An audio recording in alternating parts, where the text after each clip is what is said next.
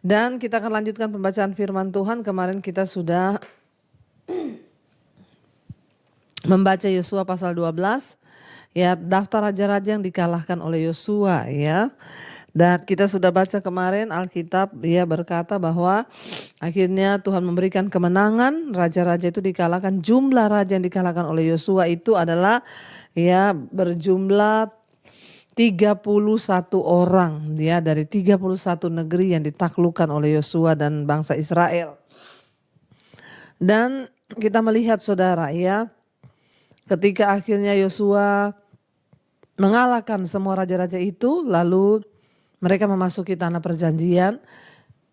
Dan kita lanjut hari ini dengan pasal 13. Dari pasal 13 ini ya kita akan belajar tentang akhirnya Yosua membagi tanah perjanjian. Ya, dan setelah 7 tahun mereka berperang, Israel menguasai tanah itu yang kemudian dibagi dan diberikan kepada suku-suku ya yang ada di Israel. Dan Yosua membubarkan pasukan karena sekarang adalah tanggung jawab masing-masing suku. Ya, dan mengosongkan musuh yang masih ada di wilayah mereka. Yosua terus mendesak bangsa itu tetap setia kepada Allah. Dan akhirnya mereka dapat tinggal di tanah tersebut. Ya, dan perjanjian itu adalah warisan ya duniawi bagi Israel. Tetapi Israel juga memiliki warisan rohani yang dapat kita nikmati jika kita hidup setia kepada Allah. Jadi ya janji Tuhan akan tanah perjanjian itu adalah perjanjian duniawi yang akan Tuhan berikan tanah itu kepada mereka. Tetapi warisan surgawi yaitu janji Tuhan bagi setiap kita itu masih berlaku sampai hari ini kalau kita mau setia kepada Tuhan.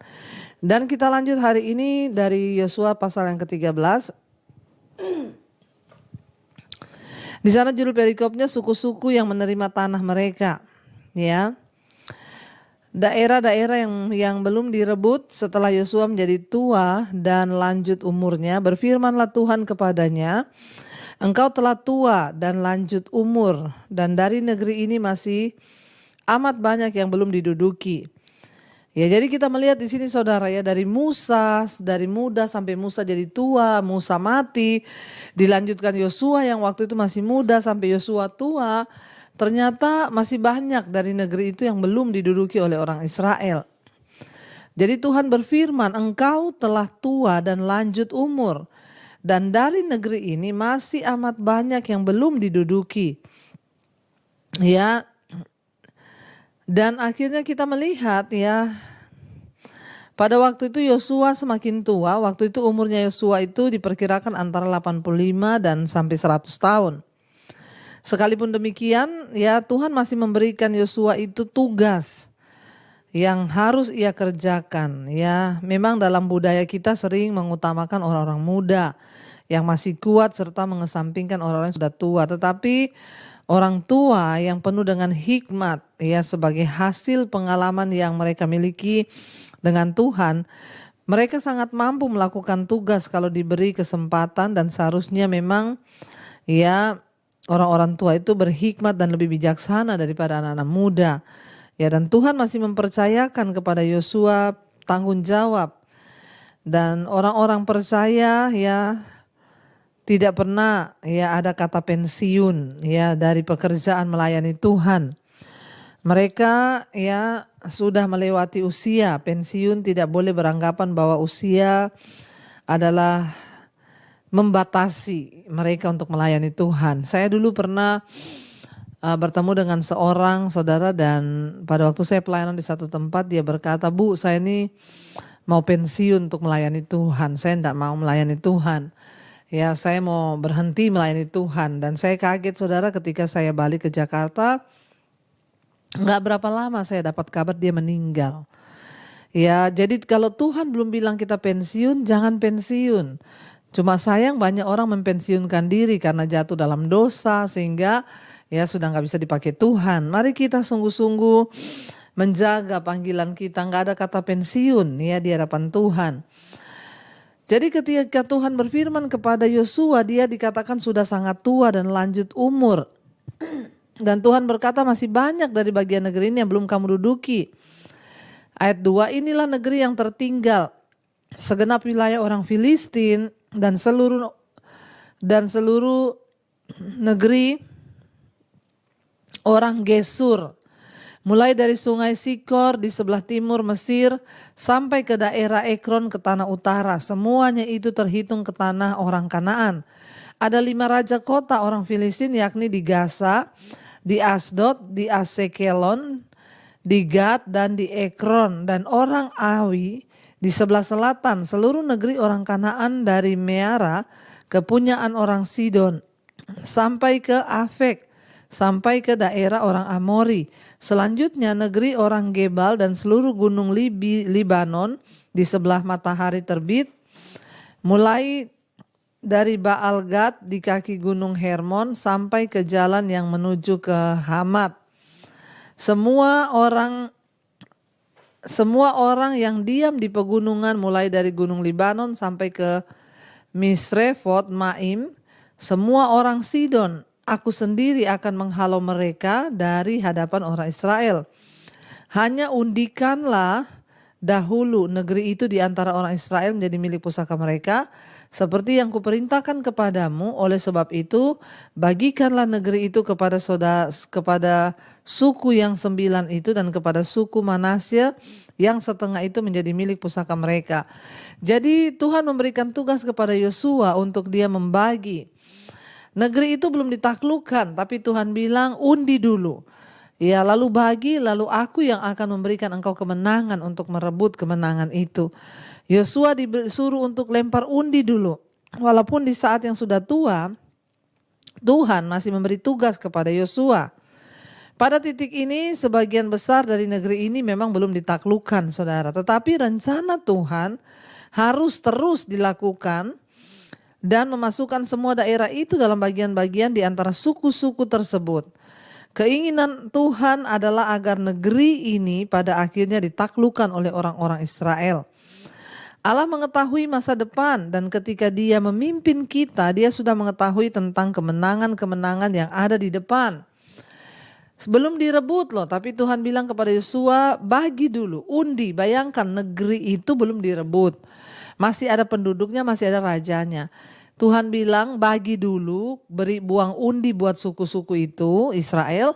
Nanti setelah sudah ditetapkan bahwa negeri itu milik mereka, baru Tuhan akan memberikan kemenangan. Loh saudara, secara manusia kita mungkin kalau mendengar begitu, ya mungkin Yosua bisa berkata, ya gimana Tuhan, ya negerinya aja belum kita dapat. Masa kita sudah suruh buang undi? Ya bagaimana nanti kalau kita kalah? Seringkali berjalan bersama Tuhan itu tidak terpikirkan. Ketika saya juga mendapat visi dari Tuhan untuk membuat sekolah misi, saya berpikir bagaimana Tuhan nanti kalau saya tuh bingung ya, terus nanti biayanya besar, ininya besar. Ya tapi Tuhan bilang ya kamu mau dulu, bilang iya. Setelah saya melangkah ternyata wow, saya melihat mujizat demi mujizat itu Tuhan kerjakan. Saya belum memperoleh tanah, saya belum memperoleh tempat, tapi saya sudah imani. Itu yang disampaikan juga Tuhan kepada Yosua. Ya negeri itu kamu undi dulu, beri bagi orang Israel. Nanti setelah diundi baru aku akan memberikanmu kemenangan. Ikut Tuhan itu tidak mudah. Seringkali kita harus disuruh percaya. Pertempuran aja belum dimulai, tapi Tuhan sudah suruh imani. Bagikan ya. Yosua juga tidak ngomong, Tuhan saya belum Tuhan saya belum berperang loh. Kenapa sudah suruh bagi-bagi nih? Ya bagaimana nanti kalau ini tapi Yosua belajar percaya. Saudara, apakah negeri-negeri kita yang belum ditaklukkan ya itu mungkin adalah wilayah-wilayah, mungkin misi kita, pelayanan kita, atau bisnis saudara selama ini, masalah-masalah saudara yang belum saudara taklukkan, tapi Tuhan sudah suruh percaya bahwa itu sudah terjadi. Ketika kita sungguh-sungguh berjalan dan percaya memperkatakan firman Tuhan, memang aku belum melihat Tuhan, tapi aku percaya bahwa itu terjadi dan akan sungguh-sungguh terjadi, maka hal itu akan sungguh-sungguh terjadi kepada kita saudara. Yang Tuhan lihat itu hanya iman. Lalu Yosua mulai bertindak, ya dia mulai percaya dan akhirnya dikatakan ya Yosua benar-benar melakukan apa yang Tuhan suruh. ya daerah-daerah yang belum direbut itu, ya, dan akhirnya sebelum mereka merebut tanah-tanah itu, Yosua sempat membagikan dulu. Ya, dan kita lihat saudara bahwa ya Tuhan itu Tuhan yang dahsyat dan luar biasa, yang sanggup untuk melakukan segala perkara. Karena itu jangan berhenti percaya, sekalipun di depan mata kita belum terlihat, sekalipun depan mata kita ya masih ya iya apa enggak ya, tapi lakukan saja apa yang Tuhan mau. Kita lanjut ayat yang ke-8, pembagian tanah yang di seberang sungai Yordan. Bersama-sama dengan suku Manasye, yang setengah lagi orang Ruben dan orang Gad telah menerima milik pusaka mereka yang telah diberikan Musa kepada mereka di sebelah timur sungai Yordan. Seperti yang ditentukan Musa hamba Tuhan itu kepada mereka, yakni mulai dari Areor, ya, mulai dari Areor yang di tepi sungai Arnon, kota pada pertengahan sungai itu, dan seluruh dataran tinggi dari Medeba sampai ke Dibon, dan segala kota Sihon raja orang Amori yang bekerja, ya, yang berkerajaan di Hesibon, sampai ke daerah orang Amon, selanjutnya Gilead dan daerah orang Gesur dan orang Maka, serta seluruh gunung Hermon dan seluruh tanah Basan sampai ke Salka. Jadi Yosua mulai membagikan seperti yang Tuhan suruh. Seluruh kerajaan Og di Basan yang memerintah di Asyir Tarot dan Edrei, dialah yang tinggal hidup dari sisa-sisa orang Refaim yang telah dikalahkan dan dihalau oleh Musa. Tetapi orang Israel tidak menghalau orang Gesur dan orang Maakah itu, sehingga Gesur dan Maakah masih tetap diam di tengah-tengah Israel sampai sekarang. Hanya kepada suku Lewi tidak diberikan milik pusaka, yang menjadi milik pusakanya ialah Tuhan Allah Israel seperti yang dijanjikannya kepada mereka. Semua diberi saudara, hanya Lewi yang tidak diberi. Alasannya mengapa ya? Karena Lewi itu diangkat menjadi imam, ya, sehingga mereka tidak menerima warisan karena milik pusaka mereka adalah Tuhan itu sendiri. Ya, tidak gampang saudara ya mempercayai Tuhan, tapi orang Lewi, para imam hamba Tuhan, harusnya sungguh-sungguh percaya bahwa Tuhanlah milik pusaka mereka. Ya, dikatakan di sana kepada suku Bani Ruben menurut kaum-kaum mereka telah diberikan Musa bagian ini, daerah kepunyaan mereka mulai dari Areor yang di tepi sungai Arnon, kota pada pertengahan sungai itu dan seluruh dataran tinggi dekat Medeba, Hesibon dan segala kotanya yang di dataran tinggi yakni Dibon, Bamat Baal, Bet Baal Mun, Yahas, Kedomot, Mefaat, Kiryataim, Sibma, Seret, Hasahar, di atas gunung di lembah itu, Bet Poor, lereng-lereng gunung Pisga, Bet Yasimot, ya, selanjutnya segala kota di dataran tinggi itu dan seluruh kerajaan Sihon, raja orang Amori yang memerintah di Hesibon, yang dikalahkan oleh Musa. Bersama-sama dia juga ya dikalahkannya raja-raja Midian, yakni siapa? Ewi, Rekem, Sur, Hur, dan Reba, raja-raja bawahan Sihon. Penduduk negeri itu juga Bilean bin Beor, ya, bin Beor, juru tenung itu telah dibunuh oleh orang Israel dengan pedang, beserta orang-orang yang telah mati ditertikam oleh mereka. Jadi batas daerah Bani Ruben, ya, ialah sungai Yordan, ya, dengan daerah pinggirnya itulah milik pusaka Bani Ruben menurut kaum-kaum mereka, yakni kota-kota dengan desa-desanya. 24. Kepada suku Gad, yakni kepada Bani Gad menurut kaum-kaum mereka telah diberikan Musa bagian ini. Daerah kepunyaan mereka ialah Yaeser, segala kota negeri Gilead, serta setengah negeri orang Amon sampai ke Areor yang di sebelah timur Raba, yakni mulai dari Hesibon sampai ke Ramat, Mispa dan Betoim, ya, Betonim, dan di Mahanaim sampai ke daerah Debir, dan di lembah Bet Haram, ya, dan sungai-sungai Yordan dekat pinggirnya sampai ke ujung danau. Jadi kalau saudara, ya mungkin saudara bisa membaca sendiri nanti ya, ini sampai selesai di ayat 22, ya 23 itu tentang pembagian suku-suku. Sekali lagi yang terakhir dikatakan ya ada di ayat 32, di sana dikatakan ya itulah semuanya yang dibagikan Musa sebagai milik pusaka di dataran Moab di sebelah timur sungai Yordan dan di dekat Yeriko. Ayat 33 diulang lagi. Tetapi kepada suku Lewi Musa tidak memberikan milik pusaka. Ya Tuhan Allah Israel dialah yang menjadi milik pusaka mereka seperti yang dijanjikannya kepada mereka. Saudara, kita melihat hari ini kita belajar ya tentang kemenangan yang diberikan Tuhan kepada bangsa Israel dan akhirnya suku Lewi tidak mendapat bagian dan suku Lewi tidak boleh cemburu karena memang mereka ditetapkan untuk tidak menerima bagian sebab Tuhanlah yang menjadi milik pusaka.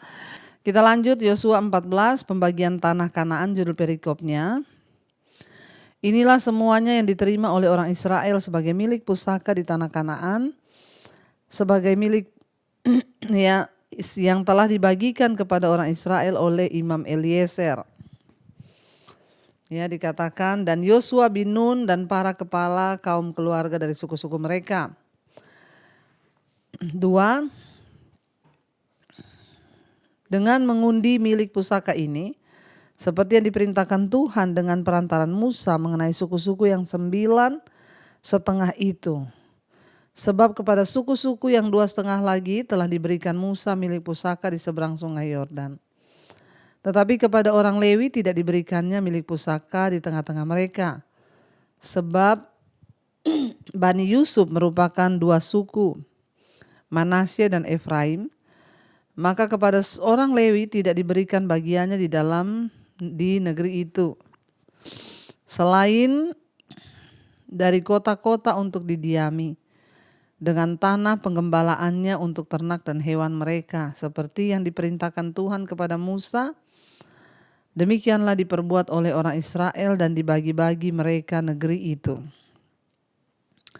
Iya, kita sudah tahu bersama orang Lewi tidak menerima warisan tanah. Tanah perjanjian dibagi tepat seperti yang Tuhan perintahkan kepada Musa bertahun-tahun sebelumnya. Yosua sedikit pun tidak mengubah. Ya, dia mengikuti perintah Tuhan dengan tepat. Ya, seringkali kita beranggapan bahwa hampir tepat adalah cukup ya. Dan ide ini bisa terbawa ke dalam kehidupan rohani kita sehingga kita mungkin mengikuti firman Tuhan sepanjang kita menyetujuinya. Tetapi mengabaikan firman bila tuntutan-tuntutannya keras kita tidak mau. Tapi Allah mencari orang-orang yang mau mengikuti tuntunannya, mau atau tidak, berat atau ringan, pokoknya tetap taat. Tuhan sudah berfirman kepada Musa untuk mengatur pembagian tanah itu bertahun-tahun yang lalu sebelum Yosua dipilih. Dan ketika Musa mati, penggembalaannya diberikan kepada Yosua. Yosua tidak mengubah sedikit pun, dia melakukan tepat seperti yang diperintahkan oleh Musa bahwa Allah menyuruhnya demikian. Ya, saudara kita melihat di sini, ya seringkali kita pikir ya sudahlah kan juga hampir sama ya, kalau kita begini ya hampir tepat. Tuhan mencari orang-orang yang melakukan tepat dengan yang dia mau tanpa kompromi. Ya, jadi jangan mengabaikan atau menggampangkan hal-hal yang itu sebenarnya tidak berkenan di mata Tuhan, tapi kita berkata ya sudahlah yang penting hampir sama. Ya, kalau cuma melakukan dosa-dosa sedikit enggak apa-apalah, Tuhan ngerti ya. Jangan kompromi, Tuhan mau kita melakukan tepat seperti yang Tuhan mau. Ya, jangan dirubah-rubah apapun keadaannya. Ayat yang ke-6, Kaleb mendapat Hebron, judul perikopnya, ayat 6. Bani Yehuda datang menghadap Yosua di Gilgal pada waktu itu, berkatalah Kaleb bin Yefune, orang Kenas itu kepadanya, engkau tahu firman yang diucapkan Tuhan kepada Musa, abdi Allah itu tentang aku dan tentang engkau di Kades Barnea. Aku berumur 40 tahun ketika aku disuruh Musa hamba Tuhan itu dari Kades Barnea untuk mengintai negeri ini. Dan aku pulang membawa kabar kepadanya yang sejujur-jujurnya. Yosua dan Kaleb, ingat ya. Mereka berdua yang disuruh pergi mengintai dengan ya para pengintai yang lain. Tetapi semua membawa kabar buruk dan hanya Yosua dan Kaleb yang membawa kabar yang baik sehingga Yosua dan Kaleb diizinkan masuk ke tanah perjanjian. Jadi Kaleb menemui Yosua dan dia berkata, engkau ingat pada waktu itu Musa menyuruh aku untuk pergi sebagai pengintai dan aku membawa kabar yang sejujur-jujurnya. Sedang saudara-saudaraku yang bersama-sama pergi ke sana dengan aku membuat tawar hati bangsa itu. Ya, aku tetap mengikuti Tuhan, ya kata Kaleb di hadapan Yosua, saudara. Aku tetap mengikuti Tuhan Allahku dengan sepenuh hati. Ayat yang ke-9, pada waktu itu Musa bersumpah katanya, sesungguhnya tanah yang diinjak oleh kakimu itu akan menjadi milik pusakamu dan anak-anakmu sampai selama-lamanya sebab engkau tetap mengikuti Tuhan Allahku dengan sepenuh hati. Jadi ingat peristiwa ketika para pengintai dikirim ya mewakili setiap suku untuk pergi mengintai. Yosua dan Kaleb adalah dua pengintai yang membawa berita yang berbeda. Yang lainnya membuat bangsa itu tawar hati, tapi Yosua dan Kaleb tidak. Kaleb itu sudah setia sejak awal. Sebagai salah seorang dari para pengintai pertama yang dikirim masuk ke tanah perjanjian, dia melihat kota-kota besar dan raksasa-raksasa juga ada di situ. Tetapi dia mengetahui bahwa Allah akan menolong bangsa Israel menaklukkan negeri itu karena iman, ya. Kaleb dibenarkan di hadapan Tuhan dan karena iman maka Kaleb menerima janji yang Tuhan janjikan kepada bangsa Israel, yaitu suatu warisan tanah. Ya, dan dia mendapat warisan pribadi. Di sini 45 tahun kemudian tanah itu diberikan kepadanya. Iman Kaleb memang tetap teguh. Walaupun di tanah yang diberikan kepadanya masih ada orang-orang raksasa, namun Kaleb mengetahui bahwa Tuhan akan menolongnya untuk mengalahkan mereka. Seperti Kaleb, ya kita pun harus tetap setia untuk menanti janji Tuhan. Ya mungkin ada banyak tantangan yang kita lihat. Raksasa-raksasa dalam kehidupan kita. Ya hutang piutang, kita lihat raksasa suami yang belum dipulihkan. Kita lihat raksasa pergumulan dalam hidup kita, jangan pernah menyerah. Seperti Kaleb yang membuktikan imannya kepada Tuhan, dia berhasil percaya dan dia terus menanti dengan setia. Sehingga Tuhan memberikan apa yang dijanjikan kepada Kaleb dan keturunannya. Dikatakan dia tetap setia dengan sepenuh hati mengikuti Tuhan. Ya, pada waktu itu Musa bersumpah katanya, sesungguhnya tanah yang diinjak oleh kakimu itu akan menjadi milik pusakamu dan anak-anakmu sampai selama-lamanya sebab engkau telah mengikuti Tuhan Allahku dengan sepenuh hati. Ikut Tuhan jangan setengah-setengah hati, ikut Tuhan sepenuh hati. Sekalipun berat, sekalipun banyak tantangan, jangan setengah hati, sepenuh hati ikut Tuhan. Supaya kita juga mengalami janji-janji Tuhan. Semua yang sudah Tuhan janjikan itu bisa kita alami kalau kita ikut Tuhan sepenuh hati. Dikatakan di sana, jadi ayat 10, ya dikatakan sekarang sesungguhnya Tuhan telah memelihara hidupku seperti yang dijanjikannya. Kini sudah 45 tahun lamanya sejak diucapkan Tuhan firman itu kepada Musa. Dan selama itu orang Israel menggembara di padang gurun. Jadi sekarang telah berumur 85 tahun aku hari ini. Pada waktu ini aku masih sama kuat seperti pada waktu aku disuruh Musa. Ya, seperti kekuatanku pada waktu itu demikianlah kekuatanku sekarang untuk berperang dan untuk keluar masuk. Oleh sebab itu berikanlah kepadaku pegunungan yang dijanjikan Tuhan pada waktu itu, sebab engkau sendiri mendengar pada waktu itu bahwa di sana ada orang enak dengan kota-kota yang besar dan berkubu. Mungkin Tuhan menyertai aku sehingga aku akan menghalau mereka seperti yang difirmankan Tuhan. Bayangkan ya, Kaleb berumur 85 tahun saat itu. 40 tahun dia disuruh mengintai, 45 tahun kemudian baru dia meminta agar Yosua memberikan tanah yang dijanjikan Tuhan. Jadi dia menunggu selama 45 tahun. Sudah berapa lama saudara menunggu janji Tuhan? Kaleb menunggu 45 tahun. Dia tidak putus asa, dia tidak patah semangat, mereka mengembara di padang gurun. Ya, seringkali kita ini menunggu baru 1-2 tahun sudah bosan, sudah berkata, Tuhan itu di mana, kenapa nggak dijawab-jawab. Tapi Kaleb mengikuti Tuhan dengan setia sehingga dia menunggu janji itu 45 tahun. Ya, dan dia berkata, berilah padaku.